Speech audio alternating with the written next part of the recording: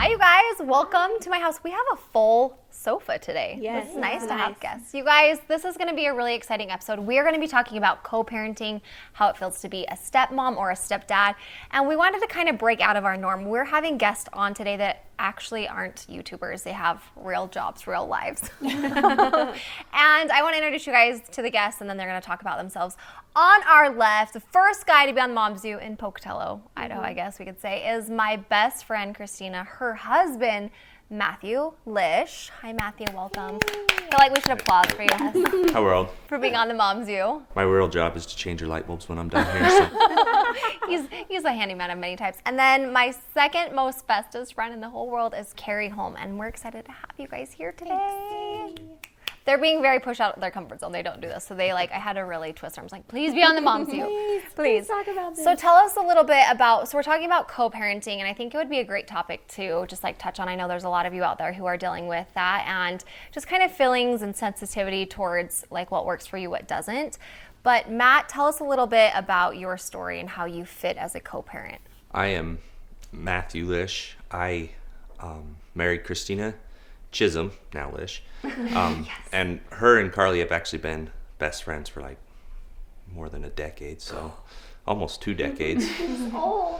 And anyway, that's how I got to know Carly and the rest of the clan over here. So Christina had 2 boys come in when I started dating her, and I didn't have any children. So for me, it was kind of a new experience to go from just being a turd around town to actually being a parent. But I think the thing that made the biggest difference is when me and Christina were first talking about everything. She said, I want you to be involved, and I really want you to be involved. And the biggest step that we took was going to my parents moved to the middle of Wyoming, which is nowhere, and we had went to visit them, and we'd been dating like 6 months or so. Yeah. And Christina couldn't come due to work, and I said, well, I'll just take the boys with me. And she's like, what?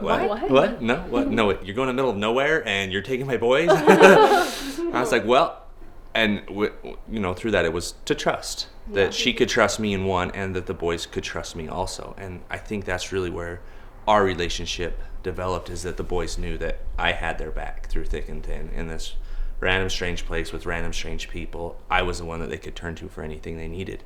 And it really built from there. And that's how our relationship kind of is with our co-parenting, is we build on each other. Me and Christina, we trust each other, and we don't second guess each other. It's, if mom said it, sorry, dad can't help you.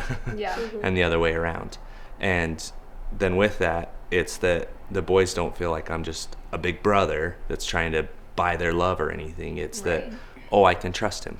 Right. And that's been the journey, is that every step that we've taken, especially with recent events that have happened in our lives, is that the boys realize how important they are to us. Right. And it's not, he's my stepdad. It's, I can turn to him for anything. I can trust him. And that's where I feel that we've had success. So. Right. Getting emotional. Well, Christina and Matt just, you guys have been married, it'll be 2 years in August, right? 2 years in August. 2 years in August, and they had a little girl, Penelope, and she's about to turn 1 in May. I thought she was going to be born on my birthday. Yes, isn't that crazy? You guys have probably seen her in my vlog. So it's been really cool on my end to see my best friend's just life completely change because of you. And to see those little boys trust you, I think that's a huge thing for children. They need consistency, and where their real dad isn't in the picture all the time, hardly at all. I think that they've needed kind of a male figure to come in, or a figure to come in and back that relationship. So it's been really cool to see you guys just all these little pieces come together, and now I feel like it's like picture perfect, But outside looking in, it's not, but it's refreshing to know that like broken things can be made whole again, and there's peace there. Thank you, Matt. I love hearing that. Retold all over again. You're a good guy. You get best friend points, brownie points. And how about you? Your situation? Okay, so my situation is a little bit different because we have 2 sides. My husband had a child from a previous relationship, and I had a child from a previous relationship. So I have one, he has one, and we have one. So so you're dealing with it on both sides. So anyways, 19 when I had Nick, and the relationship just didn't work out with me and his dad. So I met Ryan when Nick was 1. So he's been around for always. I mean, Nick... A decade. Yeah. Nick's 11 now? 10. Yeah. Mm-hmm. So he doesn't ever remember me and his dad being together. He's starting to ask funny questions like, did you and my dad hold hands? And I'm like, yeah. Yeah, so he's like, weird. Yeah. So it's funny to see the transitions too. But anyways, me and Ryan were together Harrison and Nick are 6 years apart. So we were together for quite some time before we had one of our own. But so we just have the Brady Bunch pretty much. It makes it easy though, because sometimes you wish your situation was different, because it would just like that fairy tale, like, oh, we met, we fell in love, we got married, had children, like it was perfect. But I don't think Ryan would have been prepared to be a step parent if he hadn't already been a dad himself. Mm-hmm. And then vice versa. Like with Nick, I know sometimes he'll come home, and kids will do this. They like to play parents. So it's like the first thing they come home and they're like, well, I got in trouble for this. Yeah. And they want that, like, oh, it's okay, don't worry about it. Right. And being a step parent, it's easy to be like, it's not easy to be a step parent. Yeah. So you need to, lay off her. She's probably, I have bad moods. She probably has bad moods. Right. And so it just helps being able to go from both sides. Being that step parent and having a step parent. So yeah, I think it's good too that like Ryan can support you in those times and you can support Ryan, vice versa, because that's not always Ryan's really good at staying out of situations, so sometimes I'm like, come on, get him, like get in there. But he won't. He's very much like no, like he'll be there when he needs to be, but not when he doesn't. So. Right. Yeah, that's awesome. When my mom passed away, my dad remarried, I think one of the struggles that we faced was she brought in kids, and he had 5 and she had 6, and some of them were already out of the house, but most of us were still pretty young, and 2, the youngest girls were the same age, and I remember having a huge argument on like calling mom, like, do I call her stepmom, do I call her Peggy, do I call her mom? Like, it was kind of a weird thing, and I'd kind of like to know how you guys navigate that, like and making sure the child knows that they are okay with, like, what do I do in this situation? Like, this is weird that I have this parent and this parent. Like, are you my dad? Are you my, you know what I mean? Like, how have you seen that with your Well, with Nick, we always just said, you, like Ryan, my husband, we said, this is Ryan, but he's also your stepdad. So whatever you feel comfortable. And me and Ryan started dating when Nick was 1. Okay. So he doesn't ever remember me and Jason being together. He doesn't remember anything besides me and Ryan. So he's always really called him dad. Yeah. And we were just very sensitive as far as with his dad, if that was okay. And I think that once he has a family, we have a family, and we understand that there's different dynamics of it. Yeah. So I think he says, I'm so blessed. I have more than one dad, and I have more than one mom. So yeah, I think it's just like a positive approach to it. Yeah. No, like 4, because you have grandparents. Right. Yeah, that's true. For us, I know, especially at the start, their real dad was very adamant about making sure that he was dad. Right. But that was things that me and Christina never really forced, was like, hey, you feel comfortable calling me whatever you feel comfortable calling me, except for bad words, because sometimes you can't call me that. Maybe you shouldn't. But really, I remember it was after we'd gotten married and we came back, and his dad was on the phone with him, and he goes, so my dad went to Disneyland and brought me back whatever we brought him back. And because you guys went to Disneyland for your honeymoon, right? Yeah. Oh, yeah. Yeah. Disneyland, honeymoon, duh. I would do that. Awesome. And he's like, who? And he was getting really mad, and I was just like, do I intervene? What do I say? Like, I'm kind of at a, hey, I want you to call me dad, and I'm like, I was very emotional because he's calling me dad. Yeah. And then, but yeah, he's calling you dad to his real dad, and he goes, listen, I don't want to lose you, but he's my dad too. Like, and it was really cool. And so he's kind of says, and he's older now, so he goes, when I talk to my dad, I'll just call you Matt, because he understands that. But you're my dad. So, bless his heart. Grayson, our oldest, he's very very in tune and sees those things, you know. He doesn't want to really offend his dad. That's why he did that. But he knows and cares enough about me. When he talks to him, comes giving me a hug, and he says, I love you. You're my dad. Mm-hmm.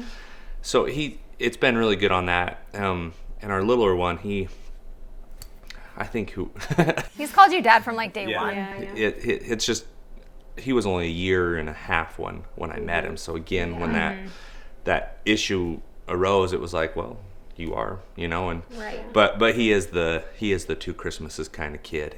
He'll play both sides of it and be like, let's go to my real dad's. I'll play Skylanders there. Okay. And I think that's part of co-parenting too. It's like kids are going to be manipulative. Like whether they're a good kid or not, they want what they want. So, kids are kids, yeah. So it's easy to say, okay, we're on the same page, guys. Like you can't do that. Yeah. So that's an interesting point. Cooper is obviously older when he met Jackson, and I think like you said something that reminded me of that, because a lot of people in the comments are like, what does Cooper call Jackson? And Cooper slipped a couple times, and I'm like, Dad, and then he like kind of looks, and Jackson and I have always just been like, whatever you want to call him, because Jackson actually had a stepdad. So I think that I like married the perfect man, because he totally gets where Cooper's at. He literally has lived in Cooper's shoes, and he's perfect. Matt has a boy crush, it's okay. But it's been interesting to see how Cooper deals with it, because I mean, it obviously like makes my heart, it tugs on my heartstring a little bit when he calls Jackson dad, just because I feel like that's such an intimate relationship. But I think the more that I've stepped back and really just you focus on the kids, like I think that I could if I were to think about it, I have more than one father-like figure, and I've always had my real dad in my life. And I think that like if Cooper's dad gets remarried and Cooper has a stepmom, I think all we could ever hope and pray for is that just it's a good, healthy relationship, that they love our kids. You know, it's hard at first, I feel like, because it's like sharing such a deep love that you have with your kids. But at the same point, it's like, why wouldn't you want someone to love your kid? You know, the worst would be the flip end if they were like bad, beating your kids. I'd probably be in jail, because they'd probably not be able, you know. So it's like, I don't know, but it's been interesting to see how Cooper and Jackson handle that. And well, one of our Facebook friends had actually posted, I think it was Jessie, I don't remember, but she posted that it's a good thing to look at as a step. Like, why would you not get along with this? Like, look at the word step alone. Like, step doesn't mean like other or replacement. It's like that mom's going to step in to take care of my child, so that, or that person's going to step in to take care of her when she's sick, or you know, take her to dance, or take, you know. So that's, after I read that, I was like, wow, that's a really good point. Like, it's not step because it's an alternative. It was step because you were stepping in to help me out. Right. So I was like, that's a good way of looking at it. It was really well written, if you want to look it up. Did you ever experience like a time where you had to like pull their dad aside and be like, listen, heart to heart? Or did that ever have to happen, or have you just kind of like let it roll off your back? If you've met my wife, you know that I don't have to step into much. It's true. It's one thing I love about her. She is on top of her A game. There was once when we were going to conference with you guys last year, and we were in the hotel, and he was mad because we had left town and didn't give him the opportunity to be with the boys that weekend. We sent him to grandma's house. And I mean, that there's no custody that says that, you know, he wasn't entitled at all. And every situation's different with that. But he was coming down on Christina really hard. And we were in, you know, it was a good time, a very feel-good moment, and I was like, I've had enough. And so I grabbed the phone and I said, Cody, listen here. Yeah. You're not allowed to talk anymore. You can talk to me, and that's it. And until you can change your attitude, don't plan on talking to her. You'll call my phone. And he hung up. He wouldn't talk, of course. But every time he called after that, I picked up the phone and said, what do you need? Until you can, and that was probably the one enwranglement time, because I was like, you don't get to talk. She's not your wife anymore. She's not that. You're, like you say, you are a co-parent, so you have to decide what's best for the children. But that doesn't entitle you to voice your opinion to her like that, or speak to my wife that way. Yeah, and so that's why I stepped in, because it was more for my wife defending my wife than defending the kids. Now, when it comes to the kids, and I feel like we're on a neutral ground, I'm like, well, the best way I think I've come up with, for instance, is he showed up at like 10:30 at night with the kids, and they had Mountain Dew. like half drinking Mountain too. If you give us, my kind of party. don't get me wrong. I'm like, hey, I'm a do-aholic, but giving it to a 6-year-old, it's gonna have a little different effect At than 10 o'clock. than a 31-year-old. I can drink and go to sleep. So Yeah. he showed up, and Christine's like, really, you're gonna give him a Mountain Dew at 10:30 at night on a weekday, on a Wednesday night? And he's like, I can give my kids whatever I want. And that kind of, I was like, but I couldn't, just strangle. So that's where we started our no pop, no candy bet. I said, hey, if you don't want to drink pop and you don't eat candy, I'll give you $150 a year for doing it. And they are so good. Like, I try to tempt him every time. I'm like, it's just a fruit snack, you're fine. He's like, no, I can't. I'm like, oh, he has more willpower than I do. 2.5 years. Yeah. And even Noah's doing it. Noah has had some slip-ups, but the cool thing is each year when they get that money, they take it and they buy something cool. Like Grayson got a dirt bike. Yeah. And then they got a 22 gun. Yeah. The next year. So they take it and they get this big gift, and like, I earned that too, which is something that's very important, I think, in there, is they've learned how to earn things for themselves. That, it's not just given to me. My dad's helping me learn it and earn it. So I think that's a great lesson. I wish somebody would give me candy for not eating. Or not, give me candy for not eating candy. It's my kind of bet.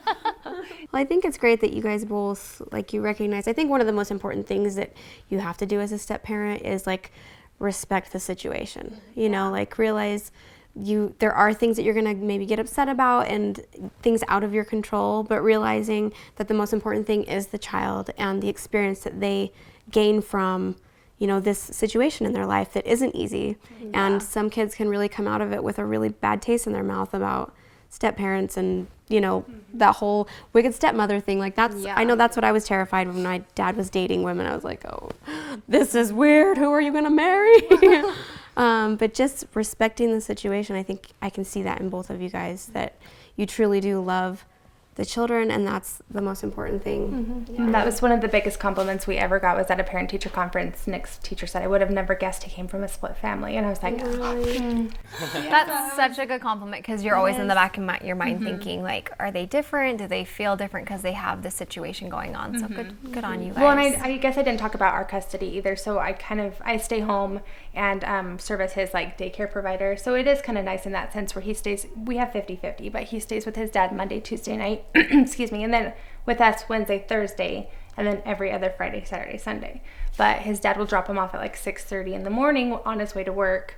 I get him ready for school. I pack his lunch. I take him to school. I do the mom thing. Yeah. Then I also pick him up from school, take him to activities. I'm always there because I'm daycare. Yeah. So, and then his dad will pick him up at 5:30 at night. Yeah. When he gets off of work, he'll stay the night there and then come back. So that's nice. it works really good. He's always has the same backpack packed, always has the same snack packed. It's not the split households. Right. It's still a routine. He has the same. And I know at one point his dad felt guilty about that. Well, I don't do this. And I said, but you do that. You're allowing him to have that consistency. And he was like, oh, okay. And I feel like even if you and him were still married, you'd still do those things. So it doesn't seem, it's kind of nice that way, because it's you're still fulfilling your roles. That's the hardest thing for me, is it's we have week on, week off. And the week off, I feel I'm I don't know what to do with my hands. Because I'm it goes from full on to nothing. And so I kind of wish we did something more like that sometimes. But and that would be hard too, because routine is so it's habit. And if you had a full week off, I'd be oh yeah. Oh, that's why the week off I'm all right. When Jackson's what project are you going to start this week? I'm I don't know. Paint another bathroom wall and not finish it. You guys are awesome. Well, we realize the situation is very sensitive to a lot of people. There's so many co-parents, parents, and we're not trying to sound like experts. I think that it's great to get perspective. And hopefully if any of this rang a bell with you or motivated you, inspired you to be a better co-parent, step parent, that's all we could have ever hoped for. Make sure if you guys have any questions, leave them down in the comments below, and hopefully we can get around to answering them.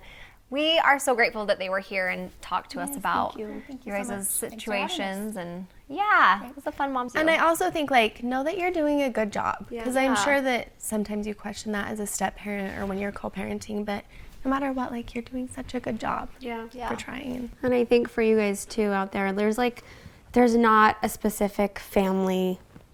There's not a perfect family. There's not a perfect family. Every situation's different. Everyone's different, and you just have to bloom where you're planted. Just love the situation you're in. Make sure you guys keep the conversation going. Tweet us any questions you have about this episode. Use the hashtag TMBTalk, and we will see you guys next time on The Moms You. Thank our guests. Be so kind to them. We love you guys. And we'll see you later. Bye. Bye.